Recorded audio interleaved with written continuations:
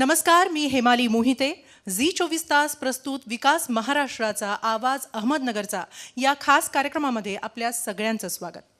अहमदनगर राज्यातला सर्वात मोठा जिल्हा, जिथे महाराष्ट्रातली पहिली मानवी वसाहत रुजली गेली, सिंधू संस्कृतीचं अस्तित्व अभ्यासांती सिद्ध झालं, जिथे ज्ञानेश्वरी लिहिली गेली, जिथे राज्यातल्या सहकार क्षेत्राची मुहूर्तमेढ रोवली गेली. पहिला साखर कारखाना असो किंवा पहिली सहकारी पतपेढी असो, तिची स्थापना याच जिल्ह्यात झाली. अशा अहमदनगरचं राज्याच्या विकासामध्ये इतर जिल्ह्यांइतकंच महत्त्वाचं योगदान आहे. पण कोरोना काळात राज्याप्रमाणेच अहमदनगर जिल्ह्याचं अर्थकारण असो, समाजकारण असो किंवा आरोग्य यंत्रणा, या सगळ्यांचीच कसोटी लागली.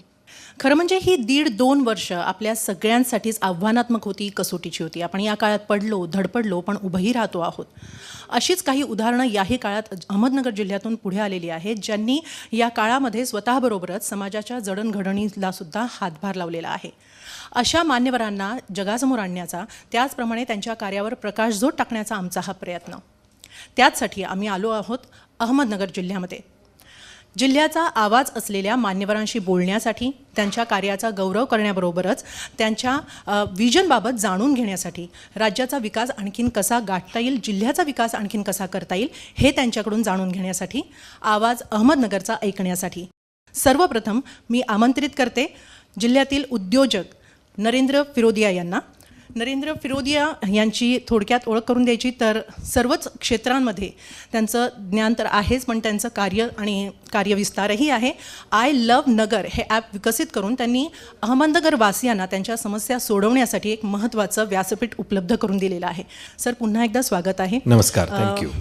बऱ्याचदा असं म्हटलं जातं, म्हणजे उद्योजक म्हटला की तो आधी नफा पाहतो, पण असं फिरोदिया आणि फिरोदिया ग्रुपबाबत दिसत नाही. काय मोटिव्ह आहे तुमचा आत्तापर्यंतच्या या प्रवासातला? आपण आत्ता जसं सांगितलं की उद्योजक म्हटलं की फक्त प्रॉफिट दिसतं, आणि फिरोदिया फॅमिली त्याला थोडंसं एक अपवाद आहे.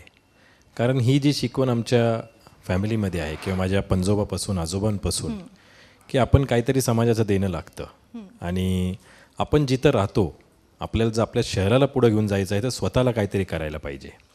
आणि गांधीवादी विचारात वाढलेलो आहोत, तर मला गांधीजींचा जो एक कोट आहे की जो माझा खरं लाईफ वाक्य सांगता येईल की be the change you want to see in the world. तर बदलाची सुरुवात स्वतःपासून करा.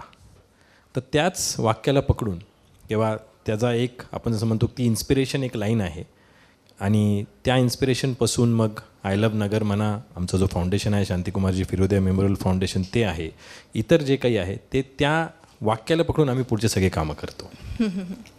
पण आय लव्ह नगर ही संकल्पना कशी सुचली, म्हणजे थोडक्यात ऐकायला आवडेल. अहमदनगरमध्ये मी आत्ताच बऱ्याचशा लोकांशी आपण चर्चा करत असतो की छोटंसं गाव आहे, महाराष्ट्रातील सर्वात मोठा जिल्हा आहे, समृद्ध आहे, ऐतिहासिक आहे, पण कुठं ना कुठं अशी एक जाणीव होती की लोकांना अहमदनगरबद्दल बरेचसे असं काही होतं की आपल्या शहरात काही होत नाही, डेव्हलपमेंट होत नाही, आणि थोडंसं रिव्हर्स मायग्रेशनसारखं होतं, आणि हळूहळू पेन्शनर्स टाऊन बनेल का असं बरेचशा लोकांना अजूनसुद्धा भीती आहे.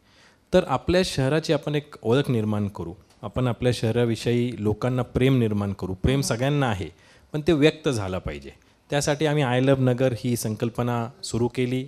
हा एक ॲप आहे, हा एक व्यासपीठ आहे, आणि हा लोकांसाठी आहे, लोकांकडून आहे. म्हणजे आपण जसं डेमोक्रेसी म्हणतो, इट्स अ डेमोक्रॅटिक, की by the people for the people by the people, तसं. तर त्यासाठी आय लव्ह नगरची स्थापना झाली, आणि आय लव्ह नगर हे विशेष बरेचसे काही उपक्रम करत असतो की, आणि त्यात लोकांनी सहभाग व्हावा आणि लोकांना बोलकं करावा. म्हणजे बरेच वेळा आपण पाहतो की लोक व्यक्त होत नाही, किंवा लोकांना असं वाटतं की हे माझं काम नाही आहे, हे कोणी दुसऱ्यांनी केलं पाहिजे, किंवा बघू काय चालू आहे, जसं चालू आहे त्यात चालून द्या, जेव्हा बदल होईल तेव्हा होईल. तर त्या बदलाची सुरुवात आम्ही विचार केलं की आम्ही स्वतःपासून करू, आणि आय लव्ह नगरची स्थापना झाली. आणि मग याला प्रतिसाद कसा मिळाला? प्रतिसाद फार चांगला आहे, कारण मी म्हटलं ना की लोकांनाही असं काहीतरी पाहिजे होतं, आणि रिस्पॉन्स फार चांगला आहे. मी जसं म्हटलं की लोक सहभाग चांगल्या पद्धतीने होत आहे, आणि लोक व्यक्त होत आहे. तर आमचा जो काही एक मोटिव्ह होता तो साध्य होत आहे. बरं, नागरी समस्या तर सोडवण्यामध्ये मदत होतेच आहे, पण सामाजिक समस्या सुद्धा यातून सोडवल्या जातात? हो, नागरी समस्या तर 100% होत आहे. सामाजिक समस्यावर बी जितकं काय आम्हाला करता येतं आम्ही करतो, पण सामाजिक समस्यासाठी एक तुम्ही जसं म्हटलं की होतं काय की लोकांना जर एक प्लॅटफॉर्म मिळाला तर लोक व्यक्त होतात, आणि मग त्यातून काही ना काही नक्की मार्ग मिळतं. तर सामाजिक समस्या सोडवण्यासाठी सुद्धा तितकंच युजफुल आहे हा प्लॅटफॉर्म. टेलिकॉम इंडस्ट्री असो किंवा रिअल इस्टेट असो, या उद्योग क्षेत्रामध्ये तुमचा अनुभव खूप दांडगा आहे. पण या व्यतिरिक्तसुद्धा कला आणि क्रीडा या क्षेत्रालाही तुम्ही तितकंच महत्त्व दिलं. विशेषतः एक महत्त्वाची आणि वेगळी बाब जी जाणवली ती म्हणजे मुंबई पुण्यामध्ये OTT प्लॅटफॉर्म तयार होत आहेत, तिकडे बरंच शूट सुरू असतं, बरेच कार्यक्रम होतात, पण तुम्ही मात्र मुंबई पुण्याची निवड न करता तुम्ही नगरचीच निवड केली. इथे OTT स्थापनही केलं आणि 2-3 प्रोडक्शन्सही केले. तर हा सगळा अनुभव, हे सगळं कसं सुचलं, याविषयी, या सगळ्या प्रवासाविषयी सांगाल? थोडासा वेगळा प्रवास आहे. ह्याची सुरुवात खरं तर आम्ही दरवर्षी अहमदनगर महाकरंडक ही एकांकी स्पर्धा भरवतो. सातत्याने आता 10वा वर्ष असेल पुढच्या वर्षी. आणि त्या स्पर्धेतून खरं तर आपण म्हणतो ना की माझा जो कनेक्शन झाला, म्हणजे आपण जर म्हणतो की मीडिया किंवा फिल्म इंडस्ट्री बरोबर, कारण एकांकिका पाहताना लक्षात आलं की ठीक आहे, आपण जेव्हा मूवी करतो त्यावेळेस रिटेक करता येतो, पण एकांकिका करताना रिटेक नसतं आणि चांगले कलाकार पाहायला मिळाले, चांगल्या काही स्टोरीज पाहायला मिळाल्या आणि लोकांचे जे सादरीकरण होतं. आणि अहमदनगरसारख्या ठिकाणी येऊन लोक सादरीकरण करताय, आम्हाला साधारणतः 100 एंट्रीज येतात, त्यातून आम्ही 30 निवडतो. तर तिथून तो कनेक्ट झाला मूवी इंडस्ट्रीमध्ये किंवा आपण जसं म्हणतो फिल्म प्रोडक्शनमध्ये. त्यानंतर 2 मूवीज प्रोड्यूस केल्या आणि त्यानंतर आत्ताचा जो युग आहे आणि going forward OTT is the way forward सगळ्यांना माहिती. कारण हळूहळू इंटरनेट किंवा आपण ज्याला म्हणतो की डेटा इतकं चीप झालं इंडियामध्ये की लोकांना करमणूकसाठी काही ना काही जे आहे ते आजच्या सगळं मोबाईलवर आलं आहे. पॅन्डेमिकने त्याला अजून एक डबल झेप दिली आणि आपलं सर्व काही एक मोबाईलमध्ये आलं आहे. मग तो शिक्षण असो, मग इन्फॉर्मेशन असो, एंटरटेनमेंट असो आणि कम्युनिकेशन असो. तर OTT हा माध्यम पुढचा माध्यम असणार आहे की जर आपण 90sमध्ये गेलो की जेव्हा सॅटेलाईट TV आलता, तर सॅटेलाईट TVच्या वेळेस झी फर्स्ट होता की ज्यांनी हिंदी चॅनल आणला. ते आज मला वाटतं 500-600-700 चॅनल्स असतील, माहीत नाही किती चॅनल्स आहे. तर OTTचं भविष्य मला वाटतं हेच असणार आहे की पुढे जाऊन मॅक्सिमम OTT हेच क्षेत्रात येणार आहे. त्यामुळे मला वाटतं ही योग्य वेळ आहे OTT क्षेत्रात जाण्याची. आणि जसं माझ्या शहरावर जास्त प्रेम आहे आणि अहमदनगरच्या कलाकारांना जास्त वाव मिळावा, त्यासाठी आम्ही मॅक्सिमम शूटिंग नगरमध्ये करतोय. ऑलरेडी आम्ही 3 सिरीज कमिशन केली आहे. पहिल्याची शूटिंग चालू आहे आणि पुढची 2 दिवाळीनंतर सुरू होणार. बरं, अनेक सामाजिक उपक्रम सुद्धा राबवलेले आहेत, तर त्याविषयी थोडक्यात सांगाल? आम्ही जसं मी सांगितलं की आय लव्ह नगर आणि आमचा जो फाउंडेशन आहे शांतिकुमारजी फिरोदिया मेमोरियल फाउंडेशन, या माध्यमातून अनेक उपक्रम केले आहे, खासकर कोविडच्या काळात. कारण आपण जसं सुरुवातीला सांगितलं की फार एक विचित्र काळ होतं. लॉकडाऊन झाल्यावर काय होणार आहे हे कोणाला काही कळत नव्हतं आणि अशी परिस्थिती कोणीही अनुभवली नव्हती या पहिली. तर एकतर त्यावेळेस जे आपण ज्याला म्हणतो रोजंदारीवर काम करणारे होते त्या भरपूर लोकांचे हाल होते, कारण लॉकडाऊन स्ट्रिक्ट होता. तर त्यावेळेस दोन्ही प्लॅटफॉर्मच्या माध्यमातून आम्ही लोकांना किराणा पुरवलं. बरेचसे असे सामाजिक संस्था होते त्यांच्याबरोबर काम करून, कारण सगळीकडे आपल्याला पोचणं शक्य होत नाही. तर जिथं जिथं जे कोणी लोक चांगलं काम करत होते आपण त्याच्याबरोबर कनेक्ट करून लोकांना किराणा पोचवलं. त्यानंतर आमच्या इथं जो एक मेन हॉस्पिटल होतं, बूथ हॉस्पिटल, तिथं बऱ्याचशा लोकांची जेवणाची सोय नव्हती आणि असे बरेचसे काही होते. कारण त्यावेळेस मी जसं म्हटलं की वेळ अशी होती की तुम्ही सगळं काही शासनाकडून एक्सपेक्ट करू शकत नव्हता आणि त्यांच्याकडे लिमिटेशन्स होते, कारण कोविड असल्यामुळे लोकांची कमी होती. तर त्यावेळेस मग आम्ही आमचा जो हॉटेल आहे आयरिस प्रीमियर, कारण आमच्याकडे स्टाफ अवेलेबल होता, अच्छा तो स्टाफ बसून होता कारण सगळं लॉकडाऊनमध्ये होतं. तर का नाही आपण बूथ हॉस्पिटलला जेवण पुरवू की ज्यांनी लोकांना एक चांगला आहार मिळेल. आणि माझे मित्र आहे लूक कुटिनो, जे एक फेमस होलिस्टिक अँड डायटिशियन आहे, त्यांनी मला एक बॅलन्स्ड कोविड डाएट पाठवलं होतं की काय लोकांना दिलं पाहिजे. कारण कोविडमध्ये जर तुम्ही चांगल्या प्रकारचं जेवण खाल्लं तर त्याचा तुमच्या म्हणजे तुम्ही you can recover fast also. तर आम्ही त्याचा एक फॉर्म्युला घेऊन बूथ हॉस्पिटलला मागच्या सप्टेंबरपासून जो सुरू केला तर या फेब्रुवारीपर्यंत ऑलमोस्ट 70,000 मील्स पुरवले. आणि लोकांना आता बरेच वेळा असं होतं की फॅमिली तिथे ॲडमिट होती, मग त्यांना डब्बा कोण आणणार. आणि कोविड म्हटलं की लोक घाबरायचे, त्याच्यामुळे तो एक उपक्रम केला. त्यानंतर बरेचसे असे एक छोटे मोठे उपक्रम आले. बरेच ठिकाणी बेड्स नव्हते, आम्ही बेड्स पुरवले, ऑक्सिजन कॉन्सन्ट्रेटर्स पुरवले. म्हणजे असे काही एक नगरचं डॉग लवर्स क्लब आलं जे डॉग फीड करतात, कारण त्यांचं म्हणणं होतं सगळे रेस्टॉरंट बंद आहे तर त्यांच्याही खाण्याचे हाल होते, त्यांच्यासाठी डॉग फूड पुरवलं. असे जे काही छोटे छोटे उपक्रम करता आले ते सगळे केले. त्यानंतर आमची जी आर्मी एरिया आहे तिथं आत्ताच आम्ही एक पार्कसुद्धा आय लव्ह नगरनी सुरू म्हणजे त्यांना तयार करून दिला. It has been handed over to the ACC&NS. तर असे जे काही उपक्रम करता आले ते आम्ही केले. अजून मी काय केलं म्हणजे म्हटलं ना, कोविडमध्ये सगळ्यांना काही ना काही हातभार लावायचं होतं. आणि मला वाटतं आपल्याकडं इतके संवेदनशील लोक होते, इतके ग्रुप्स होते, त्याच्यामुळेच हा कोविडचा काळ आपण चांगल्या प्रकारे भारतने कोविडवर मात केली असं मला सांगायला चुकीचं होणार नाही. फिरोदिया सर, एक तुमच्याबद्दल निरीक्षण नोंदवलं जातं की तुमच्या भोवती सतत तरुणांचा गराडा असतो आणि त्याचबरोबर स्टाफमध्ये सुद्धा तरुणांचा भरणा अधिक आहे. तर यामागे काही खास कारणं? भारत एक तरुण देश आहे. मला वाटतं आता मॅक्सिमम आपल्याकडं म्हणजे ॲव्हरेज एज 34 आहे. मला वाटतं आपली भारताची 34 ते 35 आहे. तर त्यांनाच आता मला वाटतं जास्तीत जास्त जर आपण मोटिवेट केलं, कारण त्यांच्यावरच आता पुढची सगळी जबाबदारी आहे आणि देश चालवण्याचं कामच आता तरुणांनी केलं पाहिजे असं मला वाटतं. बरोबर. अहमदनगर जिल्ह्यासाठी आणि त्या अनुषंगाने राज्यासाठी काही एक विशिष्ट विजन आहे किंवा आणखीन काही सुचवाल? मी जसं म्हटलं, अहमदनगर एक फार ऐतिहासिक शहर आहे. आमच्याकडे फार ऐतिहासिक वास्तू आहे आणि एका काळी इतकं समृद्ध होतं की बगदाद आणि कायरोबरोबर अहमदनगरची तुलना व्हायची. काळाबी म्हणजे आपण हळूहळू जसे बदल होत गेलं आणि सगळ्यांना वाटतं कारण इंडस्ट्री कमी आहे. MIDC तितकी समृद्ध नाही आहे अजूनपर्यंत. सुपाची MIDC अजून हळूहळू सुरू होत आहे आणि इंडस्ट्री कमी असल्यामुळे जितकं आपण जसं म्हणतो की इकॉनॉमीला चालना मिळाली पाहिजे तितकी नाही आहे. मला असं वाटतं की जर अहमदनगरचा विकास खरंच झाला पाहिजे तर दोन गोष्टी झाली पाहिजे. एक तर चांगली इंडस्ट्री आणली पाहिजे की ज्यांनी इंडस्ट्री आल्यामुळे मग सगळं कन्झम्पशन पॅटर्न सुरू होईल. आणि दुसरं, आपण पाहतो की युरोप किंवा साऊथ ईस्ट एशिया असे काही देश आहे जे फक्त टुरिझमवर जगत आहे. तर का नाही एक छोटंसं शहर टुरिझमवर चालू शकतो. तर टुरिझमला सर्वात मोठा वाव आहे अहमदनगरसाठी. कारण आपण जर अहमदनगरमध्ये ऐतिहासिक वास्तू पाहिल्या, म्हणजे जर आमच्याकडं आपण हस्तव्यस्त महल आहे किंवा फराबख्श महल आहे, आपण जर ते पाहिलं असेल, किल्ला आहे, चांदबिबीचं महल आहे, म्हणजे दमडी मस्जिद आहे, अजून बरेचशा जिल्ह्यामध्ये असे आहे. आणि ज्याला आपण म्हणतो की आज साईबाबांच्या पावनभूमी आहे, शनी शिंगणापूर आहे, हे सगळ्यांना म्हणजे एक टुरिझमच्या हिशोबाने आपण आज कुठेही पाहतो तो लोक मॅक्सिमम रिलिजियस टुरिझमसाठी जातात. म्हणजे मग लोक साऊथला जातात किंवा नॉर्थला जातात.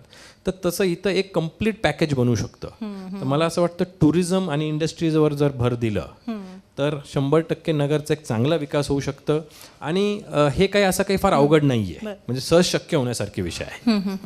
नक्की. हा जो तुमचा विजन आहे, खरं म्हणजे जसं तुम्ही मगाशी म्हणालात की जे कोविड काळात करणं सुचलं ते केलं. खरं म्हणजे सुचतं अनेकांना, पण त्याच्यावर इम्प्लिमेंटेशन होत नाही. जसं आत्ता तुम्ही सांगितलं की टुरिझम आणि इंडस्ट्रीवर भर दिला तर नगर जिल्हा आणखीन पुढे जाईल. मग यासाठी तुम्ही सरकारबरोबर काही तुमचं बोलणं झालेलं आहे का? आणि दुसरा एक महत्त्वाचा खांब जो आपल्या समाजाचा असो तो म्हणजे जनता. तर जनतेकडून तुम्हाला काय अपेक्षा आहेत? पहिला तर जो आम्ही ऑलरेडी एक प्लॅन बनवतो आहे अहमदनगरच्या टुरिझमसाठी, आणि मागील 2 वर्षात कोविड काळ असल्यामुळे आम्ही एक कंप्लीट प्रेझेंटेशन बनवलं आहे की जे आदित्यसाहेब ठाकरेंनाही दाखवायचं होतं. कारण टुरिझम मिनिस्ट्री की एकदा नगरमध्ये काय काय होऊ शकतं ते आम्ही बनवलं आहे. लवकरच त्यांना दाखवून त्याच्यावर काय हे करता येईल. आणि जनताकडून आपण जसं म्हणतो की सर्वात जास्त जसं मी म्हटलं ना की जनताचा सहभाग सगळीकडे आला पाहिजे. आणि अजून एक फार मला वाटतं जे आता एक डायनॅमिक्स जे चेंज झालं आहे आणि इवन वेस्टर्न कंट्रीज त्याच्यावर आहे की क्राऊड फंडिंग, म्हणजे जनताचा सहभाग. एक विशिष्ट गोष्टीपर्यंत सरकार आपल्याला पैसा देईल, आपण ते करू शकतो. पण जेव्हा जनताचा सहभाग वाढेल आणि सगळ्यांना वाटेल की मी ह्याच्यासाठी कॉन्ट्रीब्यूट केलं तर त्या वास्तूचं मग लोक चांगल्या पद्धतीने देखभालसुद्धा करेल. तर मला वाटतं लोकांचा सहभाग सगळीकडे वाढला पाहिजे. लोकांनी बोलकं झालं पाहिजे, लोकांनी बोलणं पाहिजे, व्यक्त केलं पाहिजे. बरेचशा अशी समस्या आहे जे आज सगळ्यांना त्रास आहे की फक्त म्हणजे आपण म्हणतो ना विशिष्ट लोकांना संपूर्ण नगरला त्रास आहे. तर लोकांनी आता बोलकं होऊन बोललं पाहिजे आणि ते जर झालं तर बदल लवकर घडून निघेल.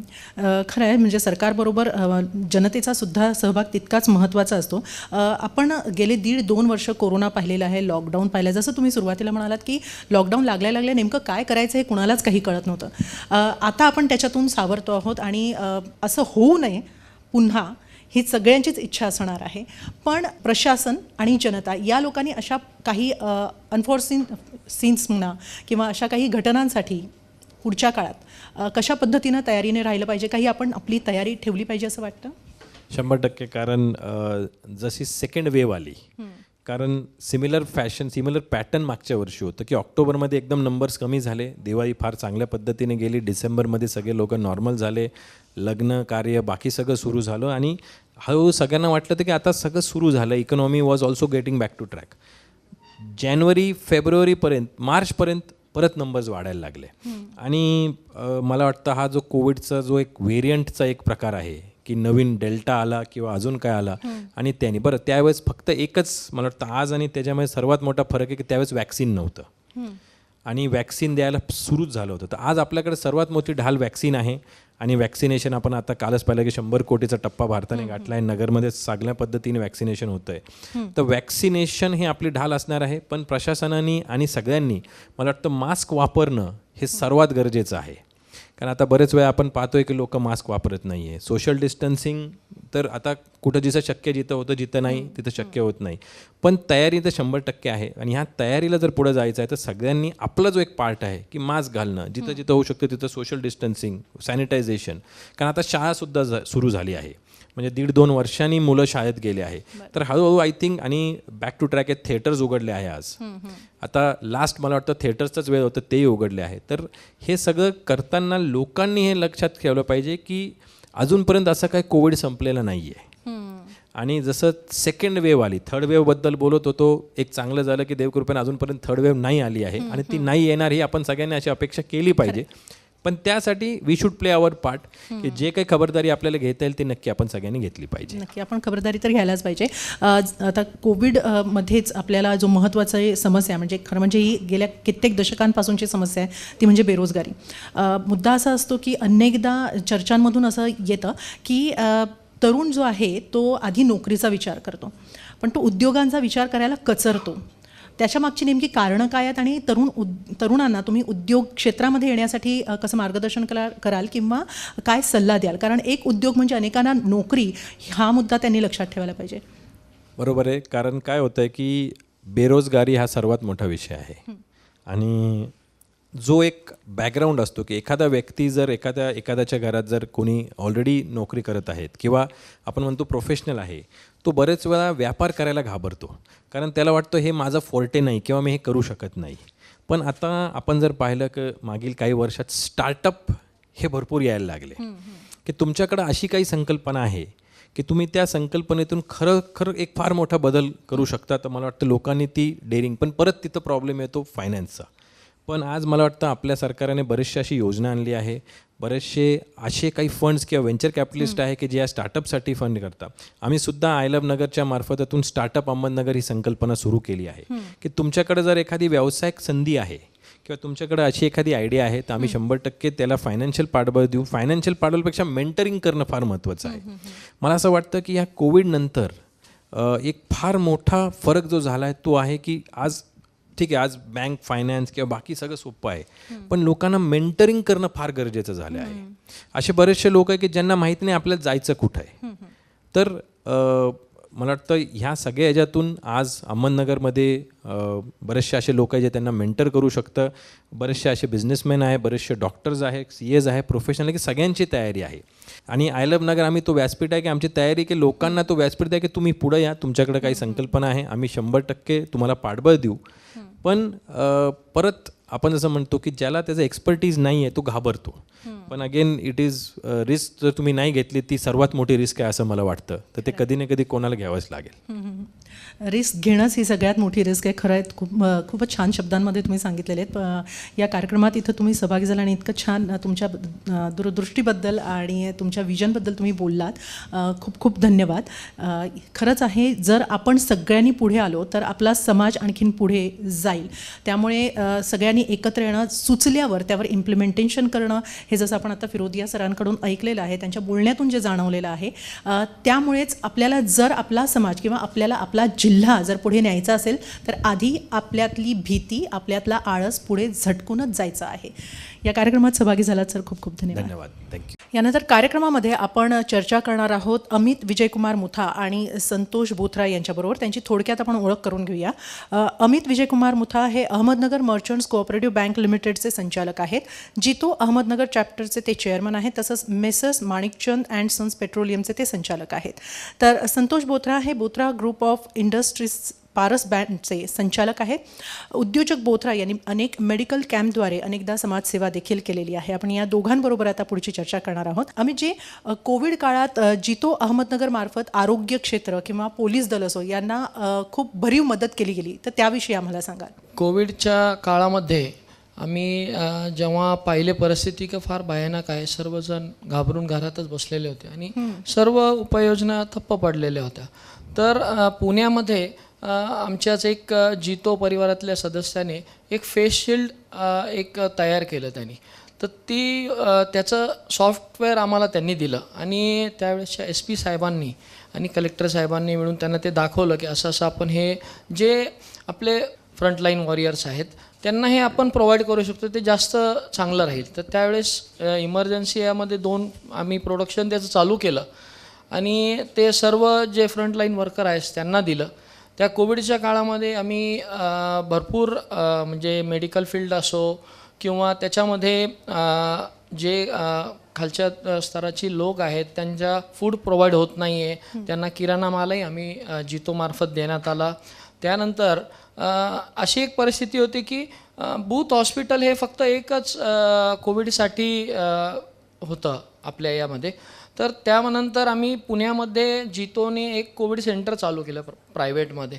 तर त्यांचाच एक संकल्प घेऊन आणि इतर आपल्या नगरमधल्या जे सामाजिक कार्य करतात अशांचे मदत घेऊन असं एक 100 बेडचं आम्ही एक अद्ययावत आणि एकदम चांगल्या सोयीनी जे बेअर करू शकतात तर त्या लोकांसाठी 100 बेडचं आम्ही एक कोविड सेंटर बडीसाजन मंगल कार्यालयामध्ये आम्ही सुरुवात केली आणि तिथं जवळपास 3 महिन्यामध्ये जवळजवळ 1000 पेशंट अगदी ठणठणीत सुखरूप एकदम चांगल्या पद्धतीने आम्ही त्यांना सर्व्हिस देऊन त्यांना एकदम नीट करून पाठवलं. तर असे वेगवेगळे आम्ही उपाययोजना कोविडमध्ये आम्ही केल्या, ज्यांना जे रेग्युलर बेसिसमध्ये आता समजा ज्यांचं पोट रोजंदारीवर आहे असे काही लोक होते. जसे समाजसेवी संस्था आहे त्यांच्या मदतीने आम्ही डाटा कलेक्ट करत होतो. ज्यांना रेग्युलर जे औषधं लागतात BP शुगर असे वेगवेगळे जे नियमित औषध लागतात त्यांची लिस्ट काढण्यात आली. त्यांना घरपोच त्यांचे 2 महिन्याचे मेडिकलसुद्धा आम्ही पोहोचवण्याचं कार्य केलं. संतोषजी, पारस हा एक अग्रगण्य उद्योग समूह आहे. कोरोना काळात सगळ्याच उद्योगांना फटका बसलेला आहे, पण तुम्ही यावर कशी मात केली? आमचं ॲग्रिकल्चरल बेस असल्यामुळे आमचं पहिल्या दिवसापासूनच आम्ही त्याप्रमाणे प्लॅनिंग केलं होतं आणि पहिल्या कोविडमध्ये 20 दिवस प्लॅन बंदच होते सगळीकडे. पण त्यानंतर आम्ही सुरुवातीलाच त्याची उपाययोजना केल्यावरती आणि त्यावेळेला खरोखर मार्केटची पण गरज होती आणि सगळीकडे जिथे काही बंद होतं तिथे तर ठीक आहे, पण जिथे काही एरिया चालू होत्या तिथे आम्ही ते व्यवस्थित त्याचं वितरण करू शकलो. आमचं स्वतःचं ट्रान्सपोर्ट असल्यामुळे आम्हाला तेवढं ते अवघड गेलं नाही. जर आता म्हणजे कोविड काळाविषयी नाही, पण साधारणपणे नगर जिल्ह्यामध्ये तुम्ही हा उद्योग करता आहात, उद्योजक म्हणून इथे आहात, अग्रगण्य उद्योग समूह म्हणून तुमच्याकडे पाहिलं जातं. तर यावेळी नगरमध्ये आपला उद्योग फैलावताना काही इन्फ्रास्ट्रक्चर त्रुटी जाणवल्या का? तशा स्किल मॅनपॉवर एक सगळ्यात मोठी समस्या नगरमध्ये. कारण जर स्किल माणूस एखादा आला आणि तो नगरमध्ये एक चक्कर मारल्यावरती तो परत येत नाही, असा आमचा आत्तापर्यंतचा अनुभव. पण आम्ही आमच्याच लोकांना ॲडव्हान्स ट्रेनिंग देऊन किंवा त्यांना अजून त्या अपडेट केल्यामुळे आम्हाला ती तेवढी समस्या आली नाही. आणि एक माणूस ट्रेन झाला तर तो बरोबर 10 लोकांना ट्रेन करतो. ही आमची पहिल्यापासूनची सिस्टीम. आणि जी काही टेक्नॉलॉजी नवीन असते ती पहिली आम्ही आमच्या जे खास जे लोक असतात त्यामध्ये आणि आम्ही स्वतः पण ते आत्मसात करतो. त्यामुळे तेवढं जड जात नाही जेवढं बाकीच्या लोकांना ते अवघड समजतात. नक्की. जसं अमितजी, संतोषजी म्हणाले की मॅनपॉवर स्किल जरा कमी पडते आहे, पण तुमचा एक महत्त्वाचा उपक्रम आहे युथॉन उपक्रम. तर या उपक्रमाद्वारे असं काही साध्य केलं जात आहे का, किंवा युवा वर्गासाठी काय विशेष केलं जातं? हो, 2 वर्षापूर्वी जितोच्या माध्यमातून आम्ही एक युथॉन ही एक संकल्पना आणली होती. 2 दिवसाचा एक वर्कशॉप केला होता. संपूर्ण जिल्ह्यामधून जवळजवळ 600 युवती यांनी ते भाग घेतलं आणि त्यामध्ये इतके चांगले चांगले वक्ते आणले होते. त्यांनी आत्ताच्या सध्याच्या काळामध्ये आपण जर व्यवसाय करणार असाल किंवा नोकरीमध्ये जाणार असाल तर तुम्ही कसं त्याचं प्लॅनिंग केलं पाहिजे, तुम्हाला कसं लवकरात लवकर यश मिळेल आणि अशा वेगवेगळ्या ज्या भविष्यात येणारे जे त्यांना जे काही दृष्टिकोन त्यांचं जे बदलायला पाहिजे, जसं स्टार्टअप्स आहे, हे नवीन नवीन जे उपकरणं आहेत ते त्यांनी घेतले, आत्मसात केले पाहिजे, म्हणजे त्यांना ते लवकर घेता येईल, त्यांना पुढं त्यांचं भविष्य घडवता येईल. यासाठी आता कोविडच्या यामध्ये पण आणि आत्ता मधल्या काळामध्ये पण जितो जॉब्स म्हणून आम्ही एक प्लॅटफॉर्म तयार केला होता आणि इतका चांगला त्याला रिस्पॉन्स मिळाला. तर आमचं जे एक रेस्ट ऑफ महाराष्ट्राची जी टीम आहे जितोची, तर त्यांनी आता आम्हाला नगर जिल्ह्यातून पुढाकार घेऊन जिल्ह्याचं रेस्ट ऑफ महाराष्ट्रामध्ये संपूर्ण एक एकत्रित करून एक मोठा प्लॅटफॉर्म करून सगळ्यांसाठी आपण कुठं ना कुठं जॉब अवेलेबल करू. म्हणजे आता नगरची युवक आहे त्याला पुण्यामध्ये काम करायचं आहे, कारण त्याचं जे शिक्षण झालेलं आहे ते नगरसाठी उपयोगाचं नाही, तर त्याला पुण्यामध्ये जायचं, तर तो कसा जाणार. त्याच्यासाठी आपल्या नगरमधून जितोमार्फत आता ते पूर्ण एक रेस्ट ऑफ महाराष्ट्राच्या याच्यात आपण एक प्लॅटफॉर्म तयार लवकरच आता पुढच्या महिन्यात त्याचं एक आम्ही कार्यक्रम घेणार आहोत.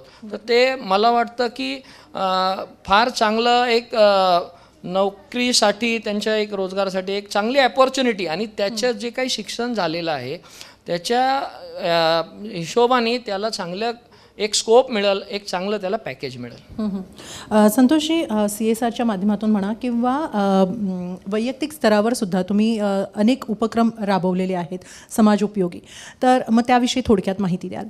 आम्ही आमचा ग्रुप म्हणजे जास्त काम आम्ही आनंद ऋषीजी हॉस्पिटलच्या माध्यमाने केलं. नगर शहरातील नव्हे तर संपूर्ण महाराष्ट्रातील लोक यावे आणि कमीत कमी दर, ना नफा ना तोटा, कारण जी पण एक संस्था ती सेल्फ सस्टेन झाली पाहिजे हा त्या पाठीमागे आमचा दृष्टिकोन. आणि ज्या काही मशिनरी आम्ही त्या सगळ्या 100% डोनेशनमधूनच आणलेल्या, त्यामुळे परत पेमेंट करायचं किंवा त्याचे व्याज द्यायचे तो काही खर्च नसल्यामुळे आम्ही कमीत कमी रेटमध्ये आणि जी पुणे किंवा मुंबईला जी सर्व्हिस मिळेल किंवा जी सुविधा असेल ती सुविधा आम्ही आमच्या आनंद ऋषीजी हॉस्पिटलच्या माध्यमातून केलं. आणि आमचा ग्रुप हॉस्पिटलच्या स्थापनेपासून त्यामध्ये म्हणजे सहभाग घेतलेला आहे. नक्की. तुम्ही अनेक मेडिकल कॅम्पसुद्धा राबवतात, तर त्याविषयी सांगाल. आम्ही जवळजवळ 30 वर्षापासून मेडिकल कॅम्प आणि कॅम्पमध्ये खऱ्या अर्थाने जे गरजवंत असतात त्या लोकांना आपण खऱ्या अर्थाने न्याय देऊ शकतो. असं रेग्युलर जे काही कॅम्प्स असतात, जे काही OPD चालतात, तर त्यापेक्षाही कॅम्पमध्ये खरोखर ज्या लोकांना काही आर्थिक पाठबळ नसतं किंवा त्यांना खरोखर गरज असते. आणि आता आमचा आत्तापर्यंतचा जो 30 वर्षाचा कार्यकाळ, तर लोक 2-2, 3-3 महिने थांबतात का नाही आता कॅम्प झाल्यावरती आपलं काम होईल, आणि हजारो लोक त्या कॅम्पच्या माध्यमाने त्याचा लाभ घेतात. त्यामध्ये आम्ही एक गर्भवती स्त्रियांचं चेकअप, का ती एकदा गर्भावस्था झाल्यानंतर डिलिव्हरीपर्यंत त्यांना मग दर आठवड्याला किंवा दर 1 महिन्याने न्यूट्रिशन्स देणं, ते बाळाचं चेकअप करणं, असे हजारो कॅम्प केले. त्यामध्ये संकल्पना ही का ते बाळ सुदृढ जन्माला यावं. त्यामध्ये भांडे घासणाऱ्या बाया किंवा लेडीज, त्या बांधकामावरच्या लेडीज किंवा विडी कामगार, असे हजारो लोक त्याचा लाभ घेतात.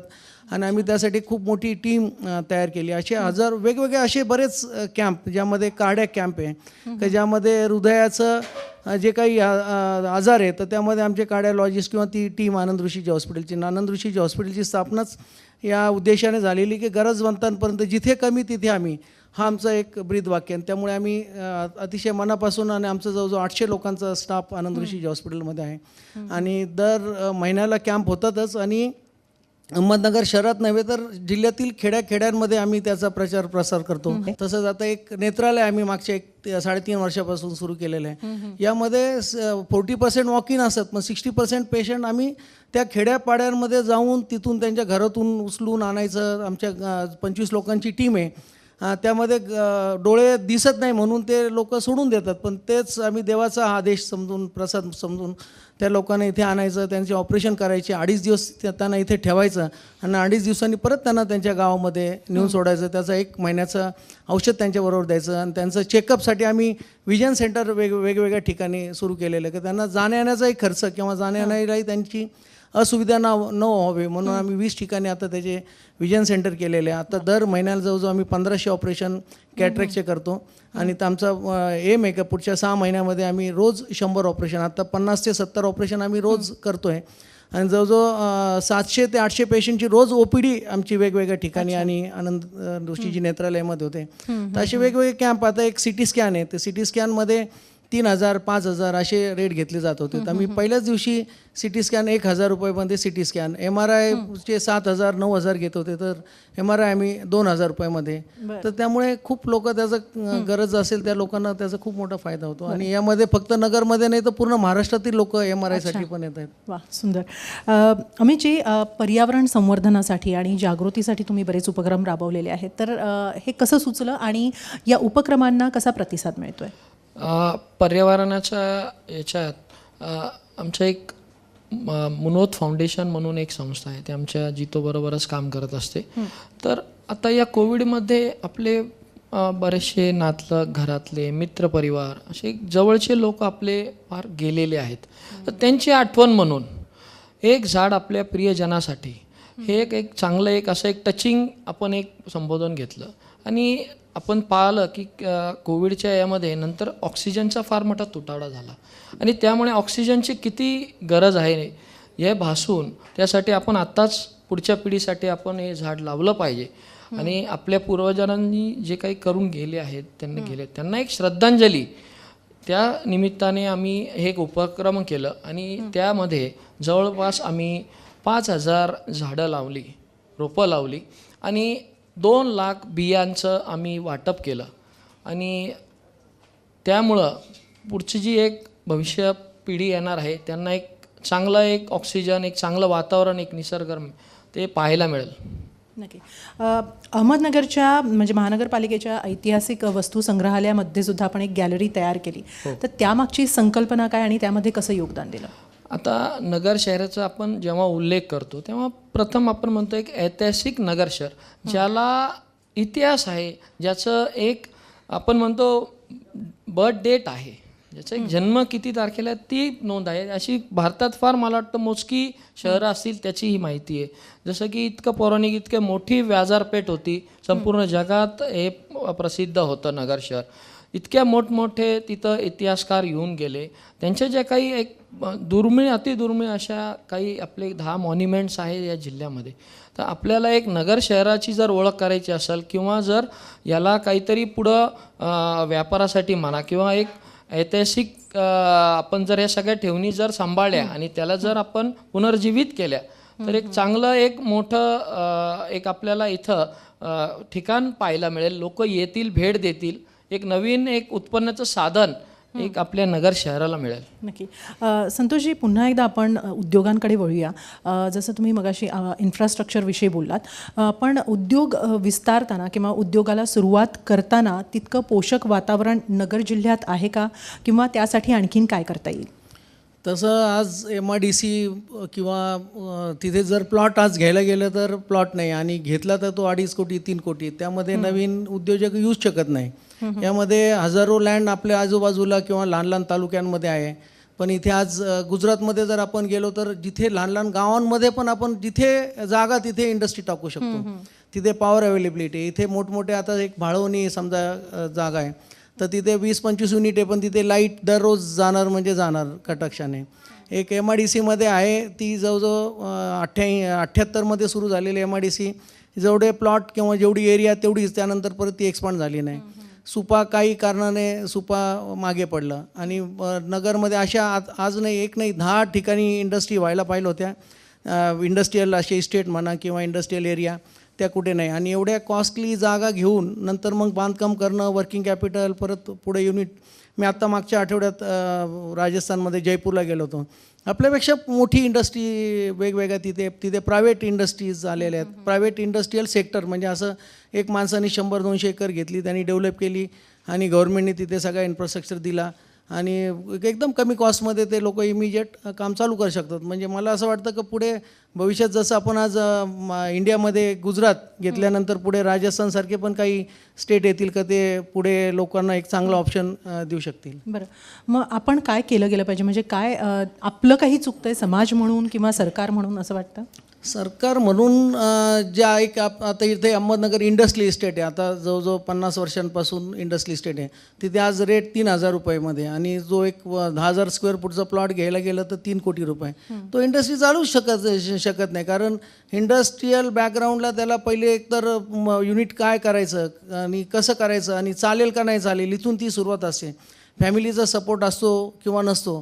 तर त्यामध्ये मला असं वाटतं का पहिली तर कॉस्ट इतक्या कमी किमतीमध्ये, जितक्या कमी किमतीमध्ये त्यांना खूप सारे ऑप्शन्स त्यांना मिळायला पाहिजे का प्लॉटसाठी त्याला खूप जास्त मेहनत न लागता. कारण आणि इथे काही ठिकाणी प्लॉट MIDCमध्ये ते इन्व्हेस्टर त्यामध्ये खूप घुसलेले आहेत, काही पॉलिटिशियन्स घुसलेले आहेत. तर ज्याला खऱ्या अर्थाने जिथे इंडस्ट्री पाहिजे त्याला ती जागा मिळत नाही आणि बाकीचे लोक 2-2, 5-5, 10 वर्ष काही करत नाही आणि मग जिथे म्हणजे जो कशी डेव्हलप होईल आणि कसं इंडस्ट्री डेव्हलप होईल. अमितजी, तुम्ही बरेच उपक्रम राबवता. हे उपक्रम राबवताना तुमचा लोकांबरोबर संवाद सुद्धा होतो. काय त्यांच्या मागण्या आहेत आणि काय आणखीन पुढे केलं गेलं पाहिजे जिल्ह्याच्या विकासासाठी? काय आपलं विजन आहे? लोकांचं एक साधारण असतं की नगर शहराची वाढ होई, सगळ्या गोष्टी आपल्याला इथं मिळाव्या नगरमध्ये. चांगलं शिक्षण, त्याच्यानंतर रोजगार, त्याच्यानंतर व्यवसाय, अशा सगळ्या एक मूलभूत गरजा ज्या असतात माणसाच्या त्याच असतात. तर त्यासाठी आता 2 वर्षापूर्वी जितोने एक ट्रेड फेअर घेतलं होतं नगर शहरामध्ये, ज्याच्यामुळं एक चांगला मोठा एक प्लॅटफॉर्म मिळावा. जे आपले लहान लहान जे काही व्यापारी वर्ग आहे त्यांना एक मोठा प्लॅटफॉर्म मिळावा या संदर्भात आम्ही जवळजवळ 300+ असे स्टॉल तिथं आपण ठेवले होते, संपूर्ण जिल्ह्याच्या लोकांसाठी केलं. इतकं चांगला प्रतिसाद आजही नाव घेतलं जातं आणि वाट पाहतात. त्याच अनुषंगाने जसं की आत्ता संतोषजी म्हणाले की इंडस्ट्रीसाठी आपण काहीतरी केलं पाहिजे, तर जितो या प्लॅटफॉर्ममार्फत आत्ता आम्ही जानेवारी म्हणजे नवीन वर्षाची सुरुवात आपल्या नगर शहराचे जे काही ज्यांना नवीन व्यवसाय चालू करण्याची इच्छा आहे, ऊर्जा आहे, पण जसं ते म्हटले की इतके भाव वाढले तर काही करू नाही शकत, तर त्यासाठी आपण एक स्मॉल स्केल इंडस्ट्री, आता गव्हर्नमेंट भरपूर सबसिडीज वगैरे देते आहे, तर त्याचाच एक आम्ही प्रोजेक्ट तयार केला आहे. जवळजवळ 100 असे एक मशिनरी आणणार आहोत का त्यांना इझिली फंडिंग येईल, त्या गव्हर्नमेंटच्या नॉर्ममध्ये बसतील आणि 100 असे वेगवेगळे उपक्रम आम्ही तिथं आणणार आहोत. त्या माध्यमाने जिल्ह्यातील सर्व आपले ज्यांना एक व्यापार नवीन घरगुती चालू करण्याची ज्यांची इच्छा आहे ते व्यापार सुरू करतात. एकदा सुरुवात झाली की माणसाची प्रगती दिवसेंदिवस त्यांच्या मेहनतीवर त्याच्यावर वाढत जाते. तर ती एक ऊर्जा देण्याचं काम आम्ही एक छोट्या स्वरूपात का होईना आम्ही जितोतर्फे आम्ही नगर जिल्ह्यासाठी आम्ही करत आहोत. लोकांचा सहभाग आणि त्याचबरोबर प्रशासनाकडून सुद्धा तितकंच सहकार्य अपेक्षित आहे. तुम्ही दोघंही या कार्यक्रमात आला आणि इतकं छान मार्गदर्शन केलं समाजाला आणि इतकी छान मतं मांडली, त्याबद्दल खूप खूप धन्यवाद. विकास महाराष्ट्राचा आवाज अहमदनगरचा या कार्यक्रमामध्ये या पुढची चर्चा आपण करणार आहोत. अहमदनगर जिल्हा मध्यवर्ती बँकेचे विद्यमान संचालक अंबादास पिसाळ यांच्याबरोबर. अंबादास पिसाळजी, अहमदनगर जिल्हा म्हणजे जिथे सहकार क्षेत्राची मुहूर्तमेढ रोवली गेली हे सगळेजण जाणतातच आहेत, पण आता या सहकार चळवळीमध्ये विशेषतः अहमदनगर जिल्ह्यापुरता जर बोलायचं झालं तर काही वेगळे बदल झाले आहेत? अहमदनगर हा जिल्हा सहकारी क्षेत्रामध्ये राज्यामध्ये आणि देशामध्ये पहिला असलेला जिल्हा आहे. सहकार हे पद्मश्री विठ्ठलराव विखे पाटील यांनी सहकारी साखर कारखाना काढून या जिल्ह्यात सहकाराची मुहूर्तमेढ त्या ठिकाणी रवली. भाऊसाहेब फिरोदे आणि पद्मश्री विठ्ठलराव विखे पाटील असतील, त्यांचे अनेक सहकारी असतील, त्यांनी या सहकारी बँकेची स्थापना अहमदनगर जिल्ह्यामध्ये 1957-58 साली त्या ठिकाणी ही संस्था उभी केली. या संस्थेचं नाव आशिया खंडात आणि देशात 1 नंबर असलेली ही सहकारी बँक, हिची चळवळ ही अत्यंत चांगल्या परिस्थितीत आजही आहे आणि पूर्वी होती. या संस्थेचं काम फार मोठ्या प्रमाणात या जिल्ह्यामध्ये होतं आहे. 13 सहकारी साखर कारखान्यांना कर्ज पुरवठा केला जातो आणि या संस्थेमध्ये 8,300 कोटी एवढ्या ठेवी शेतकरी आणि ग्राहकांच्या या बँकेमध्ये सुरक्षित आहेत.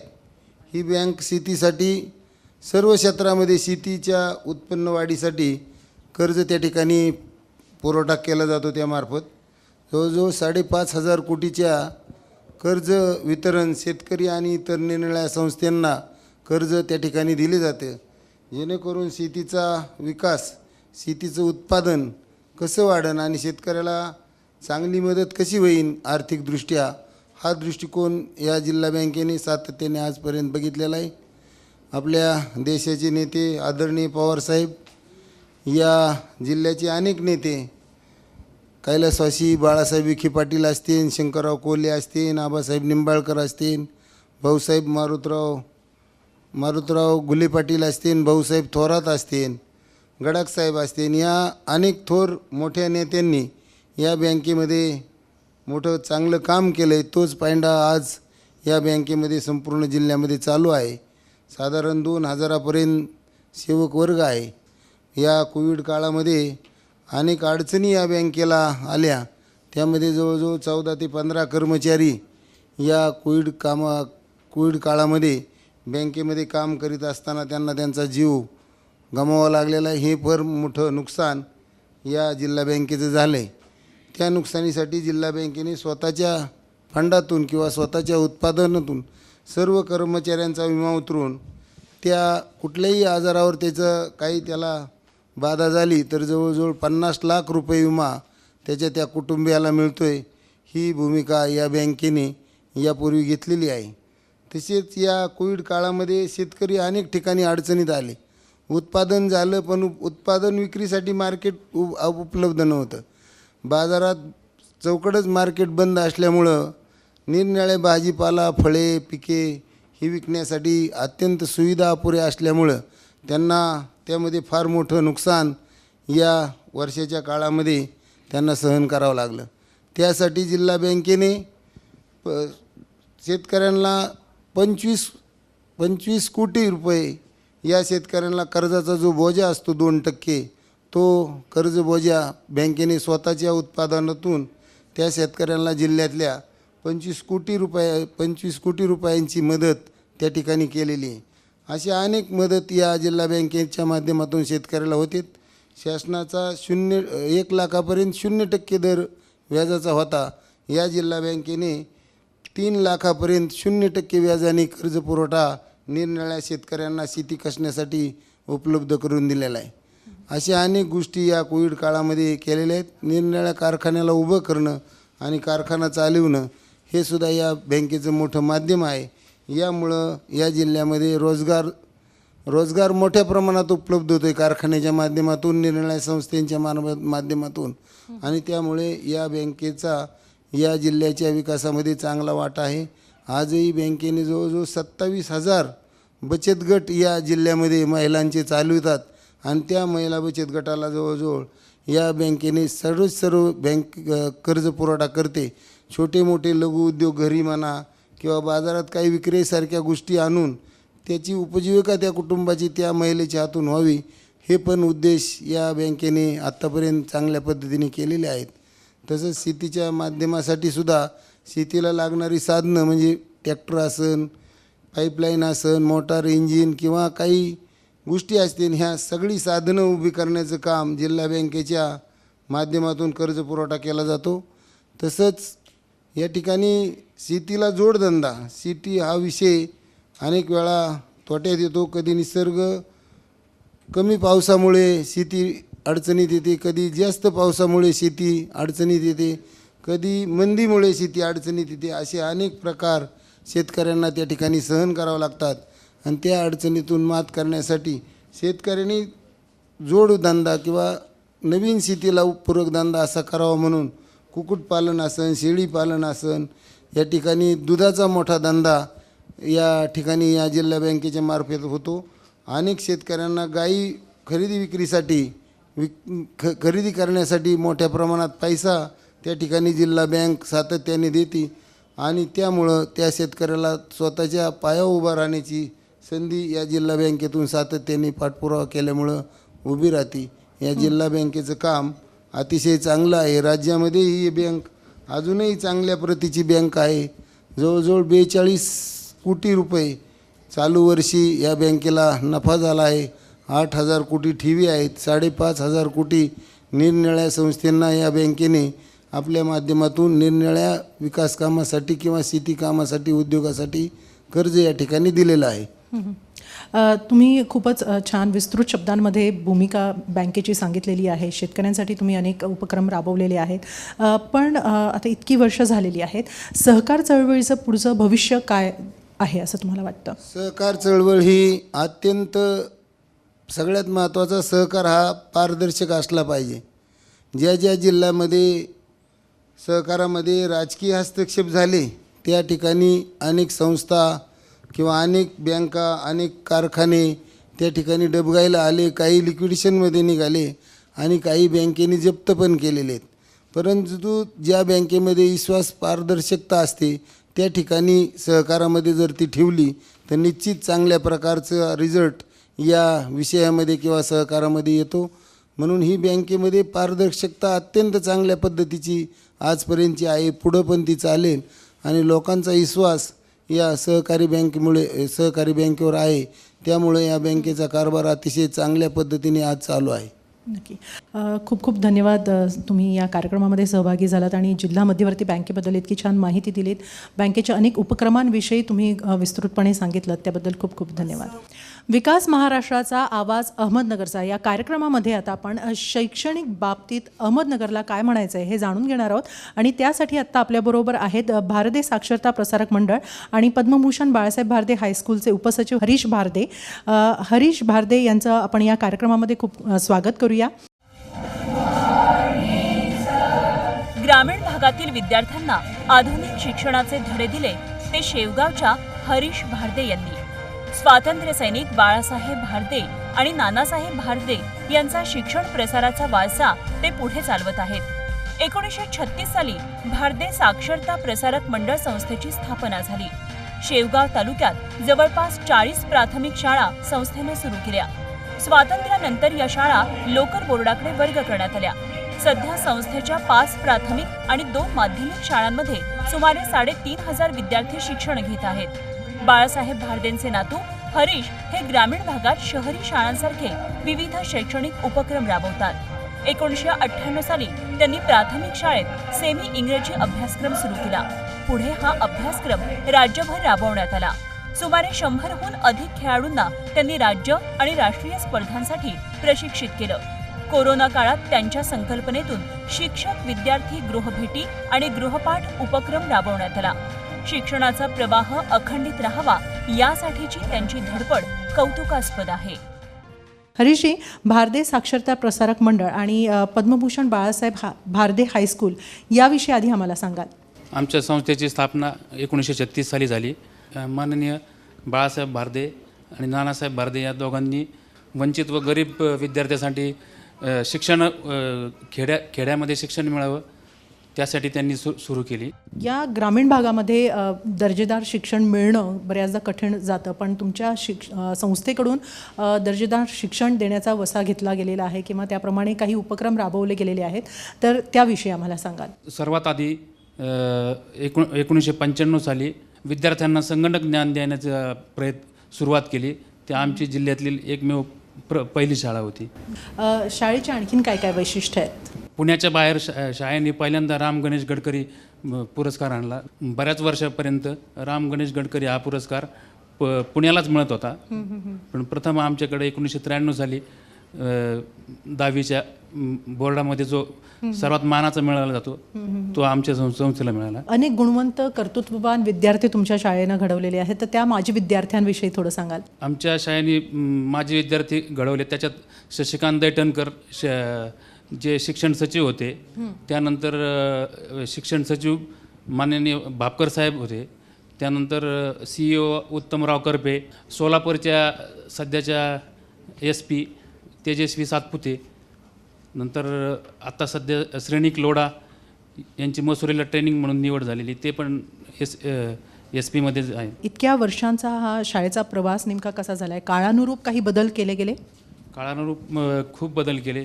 पहिले मराठी माध्यम होते, त्यानंतर काळानुसार सेमी इंग्लिश चालू केलं, त्यानंतर संगणकाचं युग आलं, त्यानंतर पूर्ण शिक्षण हे आपल्या भाषेतून व संगणक भाषेतून या दोन्ही पण आत्मसात करावे लागले. जसं मी मगाशी म्हटलं की शाळेचे गुणवंत आणि कर्तृत्ववान विद्यार्थी ही जशी शाळेची संपत्ती असते, तसेच कुशल आणि अनुभवी शिक्षक हे सुद्धा शाळेची खरी संपत्ती असते.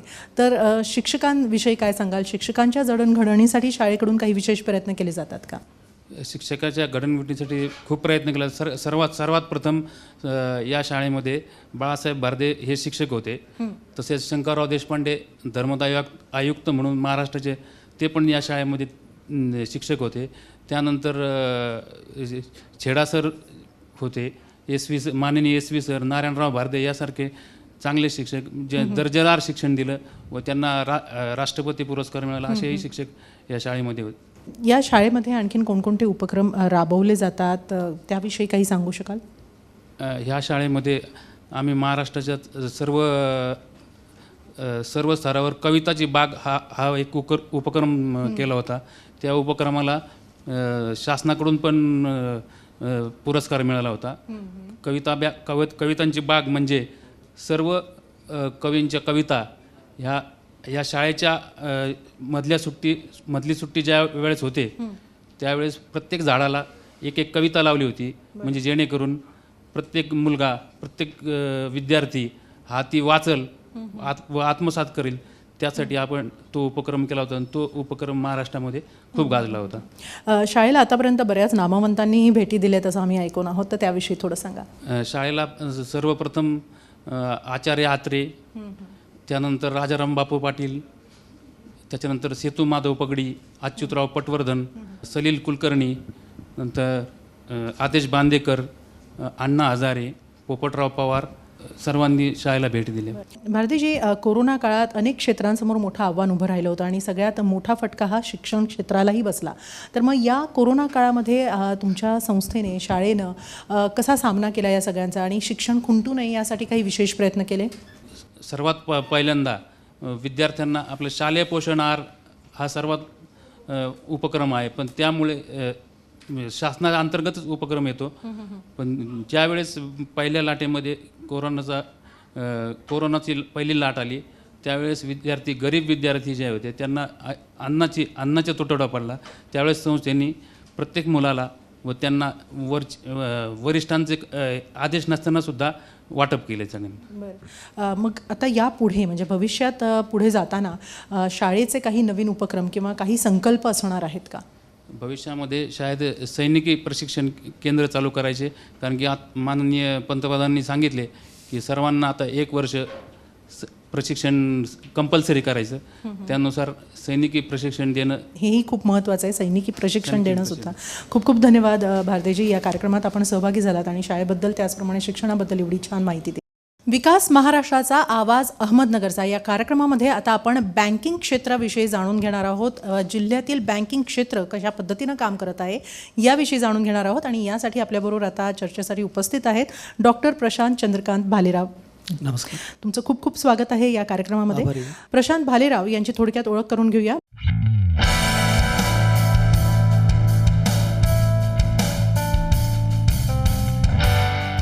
अहमदनगरच्या शेवगाव तालुक्यातील रेणुका माता मल्टीस्टेट बँक.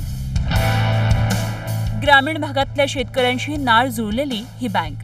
बँकेचे चेअरमन प्रशांत भालेराव हे रेणुका मातेचे निस्सीम भक्त. त्यांच्या दिवसाची सुरुवात होते तीच रेणुका मातेच्या दर्शनानं. सामान्य नागरिक आणि शेतकऱ्यांची आर्थिक पिळवणूक थांबवण्यासाठी त्यांनी 2004 साली रेणुका माता मल्टीस्टेट कोऑपरेटिव्ह अर्बन क्रेडिट सोसायटीची स्थापना केली. अल्पावधीतच 9 राज्यात बँकेचा विस्तार झाला. बँकेचे सुमारे 10 लाख सभासद आणि सुमारे 1200 कर्मचारी आहेत. Internet banking, ATM, mobile app banking, pause machine यासह शेअर ट्रेडिंग आणि डीमॅट खाते अशा सुविधा बँकेत उपलब्ध आहेत. कोरोना लॉकडाऊनच्या काळात ग्रामीण भागातील शेतकऱ्यांच्या पाठीशी बँक आणि प्रशांत भालेराव खंबीरपणे उभे राहिले. बँकिंग सेवा देता देता विनामूल्य आरोग्य सुविधा देखील बँकेनं दिल्या. या सेवाभावी वृत्तीमुळेच आपला हक्काचा माणूस अशी प्रशांत भालेराव यांची ओळख निर्माण झाली आहे. प्रशांतजी, आपली बँकिंगची सुरुवात कशी झाली हे आधी सांगाल? मी 1997ला CAचा कोर्स जॉईन केला होता आणि ते करत असताना मी बऱ्याचशा बँकांचे ऑडिट करत होतो. ऑडिट करत असताना मला बँकेच्या कार्यप्रणालीची जी काही पद्धत होती त्यावेळेस प्रचलित ती पूर्ण कळली होती आणि ग्राहकांना काय अपेक्षित आहे, ग्रामीण भागामध्ये बँकिंग कशी झाली पाहिजे या संदर्भात मला बऱ्यापैकी जाणीव झाली होती. त्यामुळं मी 2004 साली एक छोटी शेवगावला रेणुका माता पतसंस्था सुरू केली होती, जिचं आत्ता रूपांतरित मल्टीस्टेटमध्ये झालेलं आहे. आंतरराष्ट्रीय स्तरावर बँकिंगमधल्या किंवा फायनान्समधल्या कोणकोणत्या सुविधा आपण ग्राहकांना पुरवता? माझं रेणुका माता मल्टीस्टेट हे एक पार्ट आहे, परंतु मी फायनान्समध्ये इंटरनॅशनल लेवलला काम करतो. आमचं ऑफिस न्यूझीलंडमध्ये आहे, ऑकलंडला. याच्यामध्ये आम्ही मोठे जे प्रोजेक्ट्स असतात त्याला फायनान्स उपलब्ध करून देतो. ज्यामध्ये इक्विटी असेल, डेप्ट्स असतील, तर याच्यामध्ये आपण बऱ्यापैकी आत्तापर्यंत भारतातल्या बऱ्याचशा प्रोजेक्ट्सला फायनान्स केलेला आहे. जो भारतातले जो रेट ऑफ इंटरेस्ट आहे त्याच्यामध्ये खूप कमी प्रमाणात, म्हणजे साधारणतः 5-5.5% तो फायनान्स तुम्हाला भारतामध्ये उपलब्ध होतो. त्यासाठी जे काही स्टँडर्ड्स असतात ते स्टँडर्ड्स आपण आपले जे काही कस्टमर्स आहेत त्यांच्याशी भेटून ज्या बँकांचे नॉर्म्स असतील किंवा इंटरनॅशनल लेवलला जे फंडिंग होतं त्या फंडिंगसाठी जे काही नॉर्म्स असतात त्या नॉर्म्समध्ये आपण ते डॉक्युमेंटेशन्स पूर्ण करतो. आणि भारतातला जो प्रोजेक्ट्स आहे त्या प्रोजेक्टला आपण इंटरनॅशनल लेवलला एक फायनान्स मार्केटिंग या पद्धतीने आपण प्रेझेंट करत असतो. आणि बऱ्याचशा प्रोजेक्टला भारतामध्ये आपण फायनान्स पण उपलब्ध करून दिलेला आहे त्या माध्यमातून. बरं, शेअर मार्केटविषयी काय सांगाल? आपण कसा सल्ला शेअर देता? मार्केटमध्ये मी प्रोफेशनली काम करत नाही, परंतु माझा शेअर मार्केटमध्ये गेल्या 10-15 वर्षापासूनचा अनुभव आहे. मी बऱ्याचशा माझ्या मित्रांना, माझे जे काही परिचित आहेत त्या लोक जे माझ्याकडनं सल्ला घेतात त्यांना मी बरेचसे शेअर मार्केटचे काही टिप्स देत असतो रेग्युलरली, की ज्याच्यामध्ये कोणता स्क्रिप्ट तुम्ही घ्या, कोणता स्टॉक तुम्ही घ्या, किती दिवस होल्ड करायचा, कधी विकायचा, या संदर्भातले थोडेसे आमचं डिस्कशन होतं. आणि आत्तापर्यंत माझा अनुभव असा आहे की 99% माझ्या ज्या टिप्स आहेत त्या बऱ्यापैकी लागू पडलेल्या आहेत. प्रोजेक्ट फायनान्सविषयी थोडी माहिती द्याल, म्हणजे तिथं तुम्ही कसं मार्गदर्शन करता? प्रोजेक्ट फायनान्समध्ये जे नवीन प्रोजेक्ट सुरू असतात किंवा जे जुने प्रोजेक्ट्स आहेत त्यांना फायनान्स लागत असतो. त्या फायनान्ससाठी आपण बरेचसे क्लायंट्स आम्हाला अटॅच होत असतात. जसं मी तुम्हाला अगोदर सांगितलं की इंटरनॅशनल लेवलला फायनान्समध्ये आम्ही काम करतो, ज्याच्यामध्ये सिंगापूर असेल, ऑस्ट्रेलिया असेल, न्यूझीलंड असेल, हाँगकाँग असेल. ह्या इथं जे काही इन्व्हेस्टर्स आहेत किंवा ज्या मोठ्या बँका आहेत, काही चायनीज बँक आहेत, ICBC असेल, HSBC असेल, ह्या बँकांमध्ये आमचं टायप आहे. ह्या लोकांकडेही बरेचसे फंड्स अवेलेबल असतात. फक्त प्रॉब्लेम असा आहे की त्या लोकांना चांगले जे क्लायंट्स आहेत ते क्लायंट्स त्यावेळेस मिळत नाही किंवा क्लायंट्सला माहीत नसतं की ह्या बँकेमध्ये ही प्रोसिजर आहे. तर आपलं एक जे काम आहे ते कन्सल्टिंगचं काम आहे.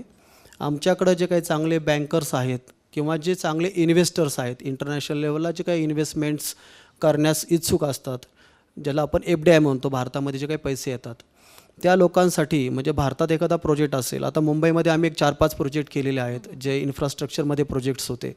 त्या प्रोजेक्ट्सला जवळजवळ 10 मिलियनपासून 100 मिलियनपर्यंत आपण ती तिकीट साईज होती, ज्याच्यामध्ये आपण ते प्रोजेक्टचं पूर्ण डॉक्युमेंटेशन्स करणं, प्रोजेक्ट रिपोर्ट बनवणं, DPRs करणं, बाकीच्या ज्या काही डॉक्युमेंटेशन्स असतील ते डॉक्युमेंटेशन्स त्या क्लायंटकडनं पूर्ण करून घेणं, त्यांना त्याच्यामध्ये एक्सपर्टीज कन्सल्टिंग करणं, डॉक्युमेंटेशन बनवण्याकरता त्यांच्यासाठी प्रेझेंटेशन्स देणं त्या बँकांकडे. तर ह्या प्रकारचे कामं आपण करत असतो. याच्यामध्ये जे काही प्रोजेक्ट्स इनिशियल स्टेजला असतात किंवा ज्यांना फायनान्सची गरज असते, तुम्हाला जर भारतातल्या बँकिंगमध्ये माहीत असेल तर आताही आपला जो काही लेंडिंग रेट आहे तो साधारणतः 7-8% आसपास आहे, जो कम्पॅरेटिव्हली इंटरनॅशनल लेवलच्या हिशोबाने फार जास्त आहे. भारताच्या बाहेर म्हणजे जपानमध्ये जर तुम्ही गेलात तर 0.50 पासून तुम्हाला कर्ज उपलब्ध होऊ शकतो, पैसा मिळू शकतो, म्हणजे खूप कम्पॅरेटिव्हली स्वस्त पैसा भारताच्या बाहेरच्या देशांमध्ये आहे. तर तो पैसा भारतामध्ये चांगल्या प्रोजेक्टमध्ये गुंतवण्याकरता आपण ते कन्सल्टिंग ह्या प्रोजेक्टला करत असतो. आणि त्याच्या माध्यमातून भारतामध्ये आपण आत्तापर्यंत जवळजवळ एक साधारणतः $500 मिलियन पर्यंतचे ती इन्व्हेस्टमेंट्स आहेत, त्या इन्व्हेस्टमेंट आपण भारतात आणलेल्या आहेत. भालेरावजी, श्री रेणुका माता मल्टीस्टेट कोऑपरेटिव्ह लिमिटेडविषयी थोडक्यात थोडी माहिती द्या. आमच्या 9 स्टेटमध्ये ब्रँचेस आहेत. ह्या इन्स्टिट्यूटची साईज जी आहे आज ती 70,000 कोटी, म्हणजे जर आपण डॉलर्समध्ये बोललो तर $1 बिलियन ही जी साईज झालेली आहे. 10 लाख कस्टमर बेस आहे, म्हणजे 1 मिलियनचा कस्टमर बेस आहे. आणि जवळजवळ आम्ही 9 राज्यांमध्ये मिळून 103 शाखाच्या मार्फत आम्ही हा व्यवहार करतो आहे. याच्यामध्ये ज्या ॲडव्हान्स बँकिंग्स फॅसिलिटीज आहेत त्या आपण टोटल आत्ता पुरवलेल्या आहेत. 2008 साली ज्यावेळेस CBS प्रणाली नवीनच सुरू झाली होती, ॲक्च्युली ती 1997ला सुरू झाली, पण कोऑपरेटिव्हमध्ये आणि नगर शहरामध्ये ती इंट्रोड्यूस व्हायला 2010-11 उजाडलं होतं. परंतु 2008 सालापासून आपण CBSमध्ये काम करतो आहे. आज आमच्या कस्टमरला, आमच्या सभासदांना आम्ही इंटरनेट बँकिंग पुरवतो आहे. त्याच्यानंतर मोबाईल ॲप्स आहेत, पॉज मशीन्स जवळजवळ आम्ही आजच्या मितीला आमचे 61,000 पॉज मशीन्स बाजारात आहेत, जे आम्ही फ्री ऑफ कॉस्ट करतो. पुढच्या ज्या बँका आहेत, बऱ्याचशा बँका ह्या त्याला रेंटल्स आकारतात, त्याच्यावर सर्व्हिस चार्ज असतो. म्हणजे जर तुम्ही काही व्यवहार केला तर that is the transaction charges, ते सुद्धा त्याच्यात आकारले जातात. परंतु आपण त्या फ्री ऑफ कॉस्ट आमच्या सभासदांना उपलब्ध करून दिलेले आहेत. त्याचप्रमाणे आज आमचे जवळजवळ 1,70,000पेक्षा जास्त कार्ड बेस झालेला आहे, ज्याच्यामधनं तुम्ही त्या कार्डमधनं ऑनलाईन, ऑफलाईन आणि ATMsवरनं ट्रान्झॅक्शन्स करू शकता. आणि भारतातल्या सगळ्या ATMsवर ते ट्रान्झॅक्शन्स अलाउड होतात. आता रिसेंटली आम्ही एक 3 महिन्यापूर्वी आम्ही बॉम्बे स्टॉक एक्सचेंज आणि नॅशनल स्टॉक एक्सचेंजला एक कनेक्ट केलेला आहे आमच्या मोबाईल ॲपला आणि इंटरनेट बँकिंगला. जे आमचे कस्टमर्स आहेत त्यांना डायरेक्ट ट्रेडिंग करता येईल. त्यांना they can open the demat accounts and trading accounts. तर त्यांच्यामध्ये नगरमध्ये अशी ऑनलाईन सुविधा पुरवणारे माझ्या माहितीप्रमाणे एक ठराविक इन्स्टिट्यूट आहेत, त्याच्यामध्ये आम्ही एक आहोत. आपण इतरही अनेक व्यवसाय करतात, त्याच्यातूनही आपण बरंच कार्य करत आहात, तर त्याविषयी थोडक्यात माहिती. माझी एक IT कंपनी आहे, रेणुका माता इन्फो सोल्युशन्स लिमिटेड. आम्ही सॉफ्टवेअर डेव्हलपमेंट्समध्ये आहोत. बरेचसे बँकेचे सॉफ्टवेअर्स आणि इतर softwares as per the requirement आम्ही डेव्हलप करत असतो. त्याच्यानंतर जसं तुम्ही सांगितलं की चंद्रकांत मंगल व्हेंचर्स नावाची आमची एक प्रायव्हेट लिमिटेड कंपनी आहे, ज्याच्यामध्ये गव्हर्मेंट टेंडर्समध्ये आम्ही काम करतो आहे. त्याच्यानंतर आम्ही बरेचसे प्रोडक्शन हाऊस आहे. माझे रेणुका माता प्रोडक्शन हाऊस आहे, ज्याच्यामध्ये शेवटची आमची एक मराठी सिरियल येऊन गेली होती, माझी रेणुका माऊली म्हणून. आणि आम्ही आता वर्किंग करतो. एक साधारणतः 3 सिरियल्स आमच्या पाईपलाईनमध्ये आहेत. मग चांगल्या मोठ्या चॅनल्सवर त्या सिरियल्स टेलिकास्ट होतील पुढच्या एक 2-3 महिन्यानंतर. त्याचबरोबर मी न्यूझीलंडमध्ये जे हॅमिल्टन गाव आहे, तिथं जे डेअरी सोल्युशन्स नावाची एक कंपनी आहे, जी that is the top of, म्हणजे जगामध्ये पहिल्या 5मध्ये ती कंपनी येते. त्या कंपनीमध्ये मी काम करतो. आमचे जे काही प्रोडक्ट्स आहेत ते ॲग्रिकल्चर बेस्ड प्रोडक्ट्स आहेत. तुम्हाला माहीत असेल, न्यूझीलंड आणि ऑस्ट्रेलियामध्ये जगातलं उत्तम दर्जाचं दूध तयार होतं, ज्याला पूर्ण जगामध्ये काय म्हणतो आपण त्याला डिमांड्स आहेत, परंतु तेवढा सप्लाय होत नाही. तर आपण ती टेक्नॉलॉजी आज भारतामध्ये इंट्रोड्यूस करू राहिलो. पुढच्या साधारणतः 1 वर्षभरामध्ये भारतामधनं आपण ते दूध मिडल ईस्टला एक्सपोर्ट्स करण्यास सुरुवात करणार आहोत. भालेरावजी, कोविड काळामध्ये बँकिंग क्षेत्रासमोर नेमकी कोणती आव्हानं जाणवली? कोविड काळामध्ये खूप अनसर्टन कंडिशन्स तयार झाल्या होत्या. एक्झॅक्टली काय करायचं हे कोणालाच कळत नव्हतं, कारण पुढं सगळा अंधार दिसत होता.